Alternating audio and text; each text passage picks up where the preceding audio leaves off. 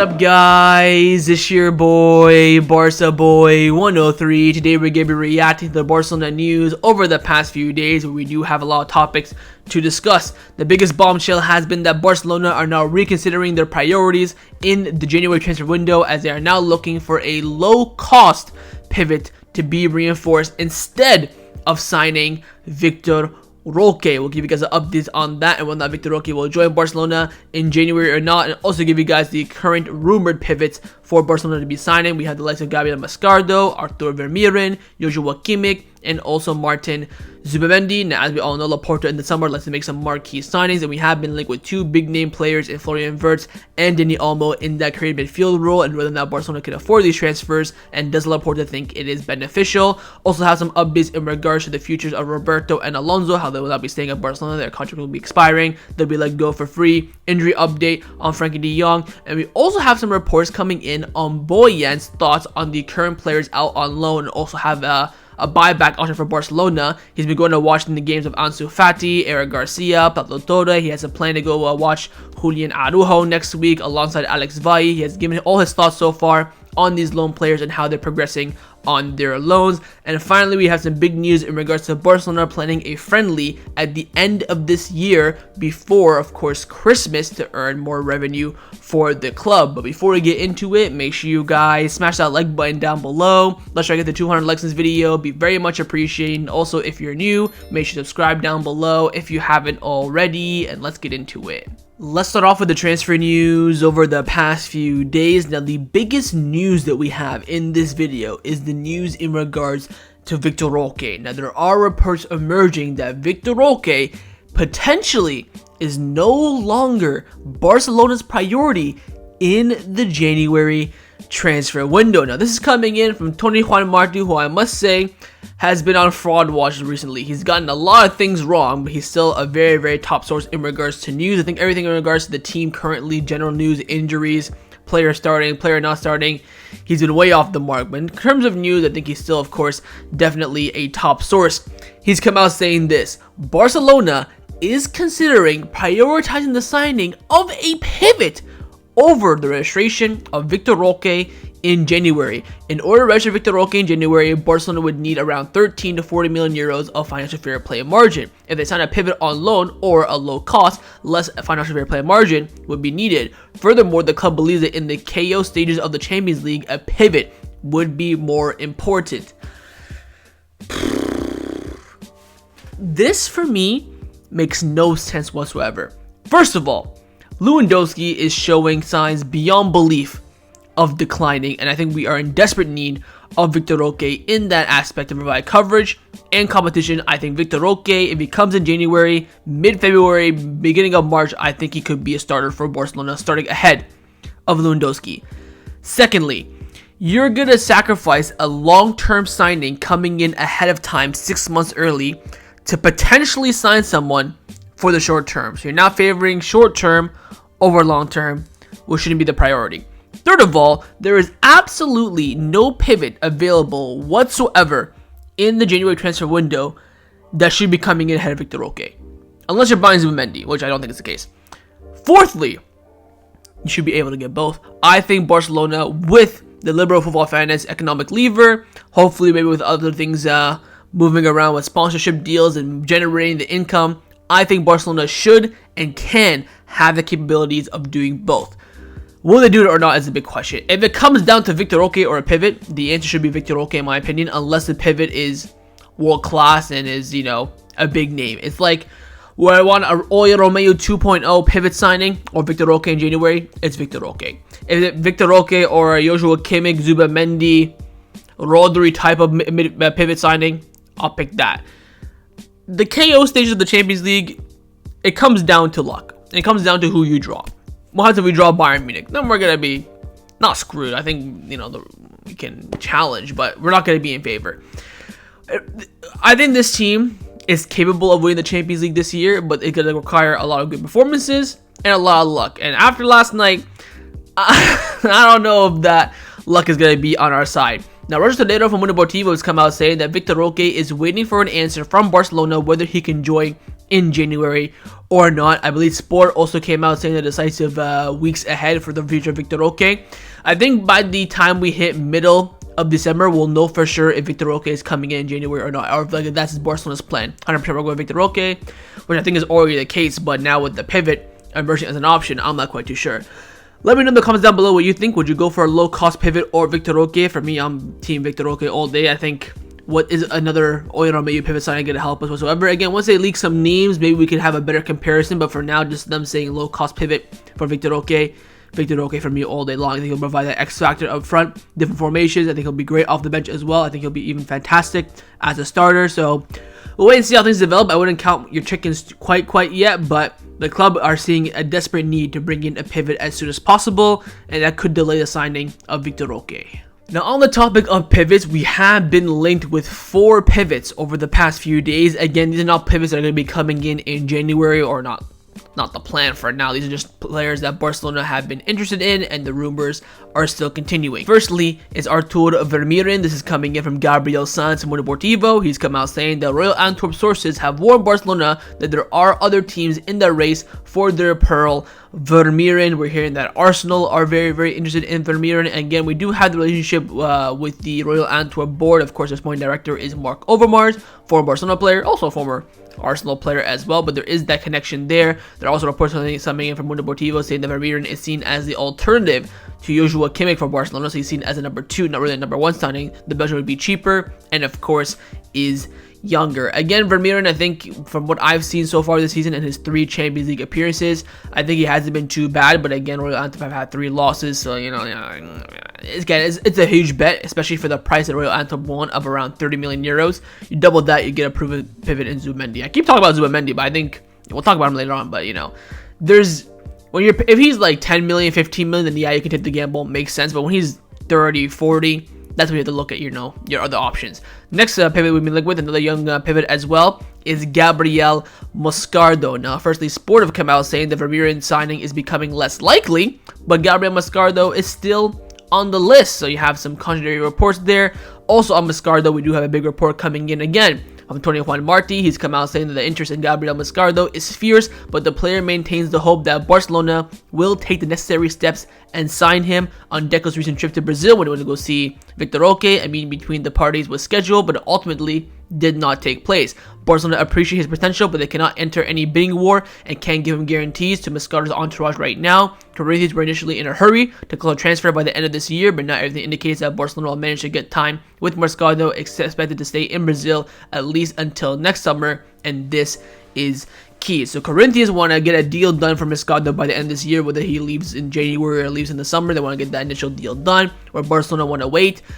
Look, I've seen a lot of Moscardo videos. I mean, he looks great, but again, it comes down to how they adapt to that new life in Europe. Now, along with the young pivots that we have been linked with, Barcelona have also been linked with, you know, current top pivots as well. One of them being Joshua Kimmich. Now, Antonio Juan Martí came out giving his opinion on the Joshua Kimmich rumors. Again, he has been wrong a lot lately, so take this as a pinch of salt, but it is his opinion. I don't think this is news. He's come out saying the Kimmich issue has always been a dream. The issue with Bayern Munich continues. It could be possible, but I see it very difficult. If he tells Barcelona he wants to arrive for free in 2025, that would be a genuine, real option.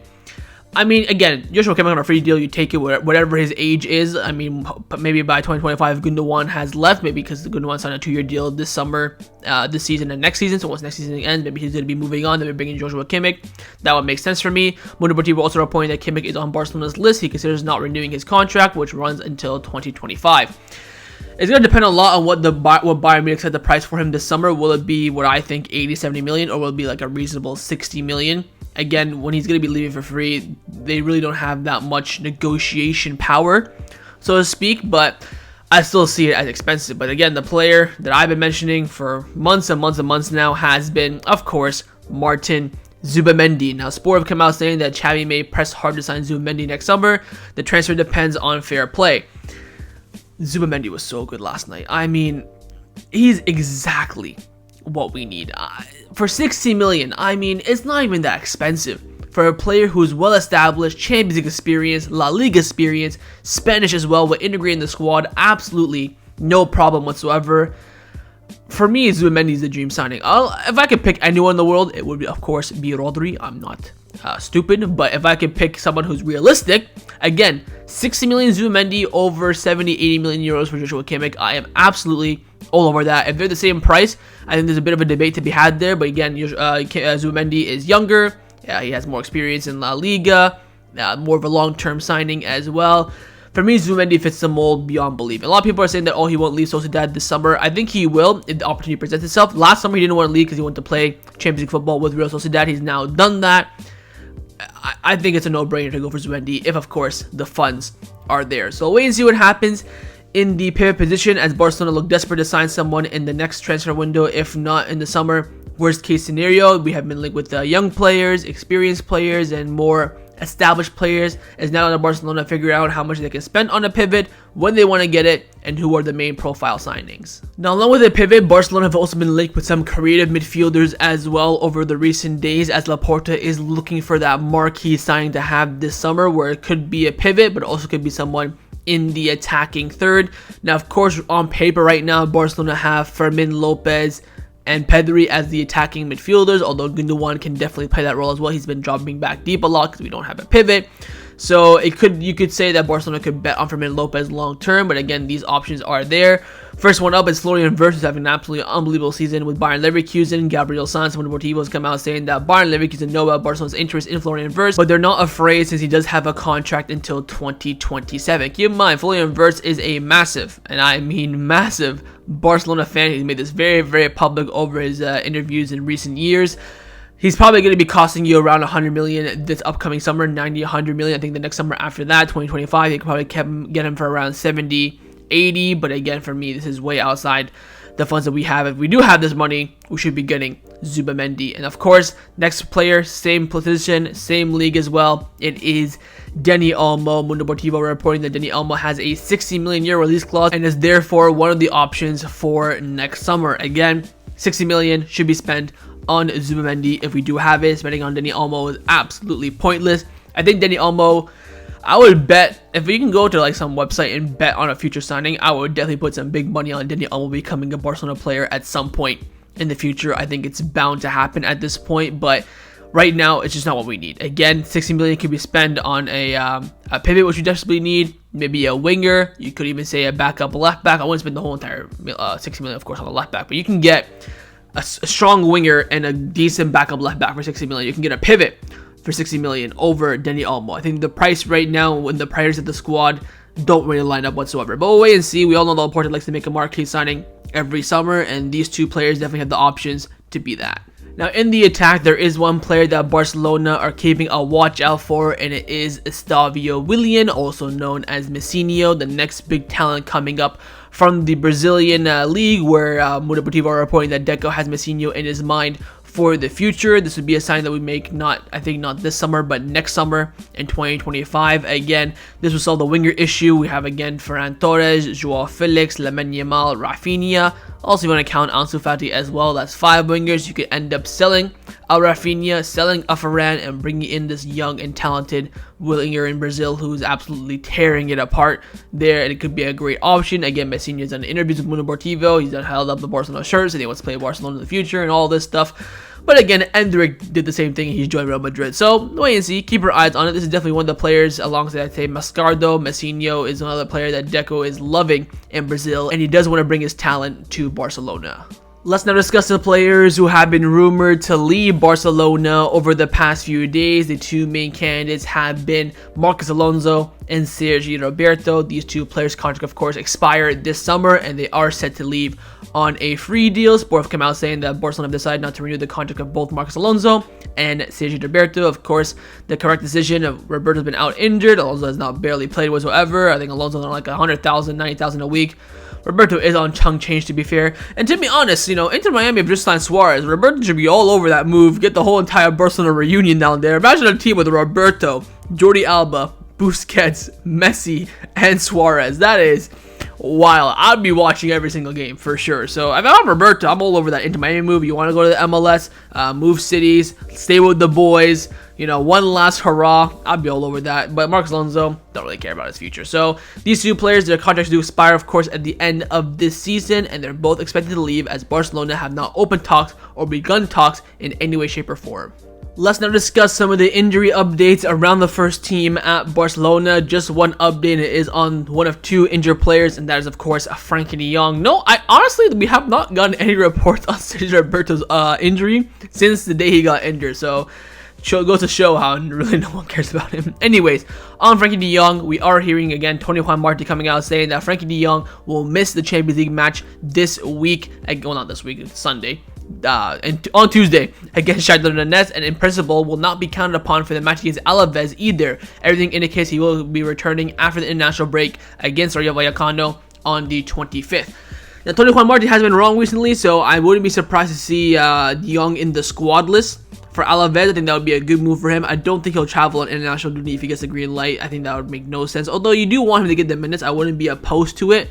But if Koeman's planning on starting him in the two qualifying games for Netherlands, I would not let him go whatsoever. But I don't think he'll be in the squad list on Tuesday. I hope that he is at least in the squad and gets the green light by Sunday, I believe, is when we play Alaves, or it could be Saturday. It's Saturday. So we're at a point now where Shakhtar and Alaves, we should be beating them, no problem with it without Frenkie de Jong. But it's the matches when Frenkie de Jong comes back. Rayo Vallecano, Girona, Atletico Madrid. These are the games where we need Frenkie de Jong, so we have to take absolute extreme precaution. And again, also consider he is on schedule. He's supposed to come back around mid-November. When he came back in training last week for the Clasico, everyone was surprised. So I'm not worried. I'm not concerned about this whatsoever. So we are expecting Frenkie de Jong to maybe come back for the match before the international break against Alaves, if not straight after against Rayo Vallecano. Let's now discuss some of the news surrounding Barcelona over the past few days. Now, alongside the Vitor Roque news, one of the biggest news has been on Bojan. As we all know, Bojan has been appointed by Barcelona, as you know, a representative of the club, going out, watching the players on loan and have buyback options as well. And he's done so now for the first time. Now, firstly, Gabriel Sanz from Deportivo has come out saying that Bojan has already made several appointments to follow up on the progression of loan players currently out playing. Last week, he was in England watching Brighton Ajax and also met with Ansu Fati after the game. He's also very aware of Alex Valle, who has been having a very good season at Levante, but is injured right now. There have been some interest in sporting progression and also on his recovery. He has also seen Pablo Torre, Eric Garcia, and Chadi Riad in action. Such a figure has been missing at Barcelona for a very, very long time. Now, Bojan was at an event, I think, a few days ago, and he was asked on all the loan players saying how they're doing, what have you made of them so far, and he's given updates on every single one of them. We have quotes coming in on every single loan player and what he's seen, what he's analyzed so far. It's a very, very telling update, so let's not waste any time and get right into it. So first, he was asked on Ansu Fati, that I came back from Brighton very happy. I really like the coach and the coaching staff. I know the assistant Andrea Mandrera at my time at AC Milan. Ansu is in very good hands. The coaches believe in him, and he is very happy. On Pablo Torre, that he's in the team that this season is flying. He has a lot of competition. He's a young kid who is just starting out, and the truth is that his progression is very good. We have to leave him alone. He's a great player. He is training at a good level. His time will come. Pablo Torre yet has played a lot of minutes for Girona. I don't think he even played yesterday against Osasuna. So hopefully by January, February time when they're playing Copa del Rey, actually he does get more minutes. Right now, Pablo Torre's minutes are very minimal, but the maximum minutes right now are being given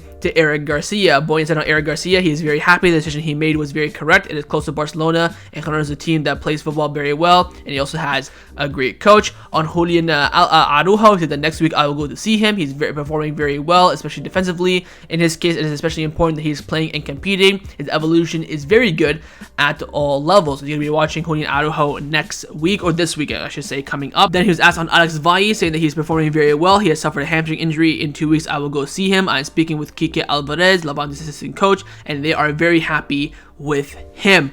Then he was asked some players that we don't really care about. First up, Lenglet. He said, I haven't been able to go see him yet, but we are very attentive to him. He's playing little, but I trust that he will be able to reverse his situation, as Valle has started the season very well, and there are a lot of competition for his position. Then he was even asked on Sergino Dest, saying that he's having more regular minutes than before. I think it's very good for him, seeing how he's grown as a footballer, even more so like a team at PSV, who are leading in the Eredivisie. He also asked on Chadi, and Chadi is doing well, but his situation is different to everyone else's because, of course, Betis are expected to buy him very, very soon on a permanent basis. Of course, same situation like Estanis Pedrola with Sampdoria. So overall, he's watching the players, he's meeting them, he's communicating with them, and this is something we've needed for a long time. Of course, one of the reasons why Abdi left is because Barcelona did not communicate to him whatsoever during his loan move with Osasuna. Of course, Xavi got the odd question here and there in the press conference, but nothing really connecting with the player. Now, very quickly, I want to mention on Alex Valle, there are reports coming in from Mundo Deportivo saying that Marcos Alonso, of course, in his last season with Barcelona, his replacement could be Alex Valle, who is currently on loan